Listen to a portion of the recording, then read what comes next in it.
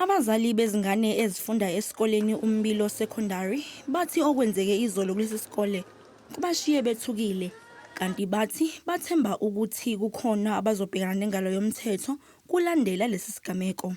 I hope they do a thorough investigation. I trust that everything will be done accordingly and the culprits will be held accountable at the back of the school, whichever factory it is, because I don't know which one it is.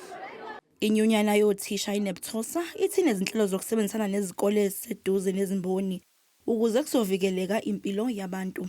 This incident has really woken us up to the reality, and we would never want to see an incident like this happen again. So really right now we need to take steps and precautions so that we don't see a repeat of this incident. We are very fortunate that there haven't been fatalities.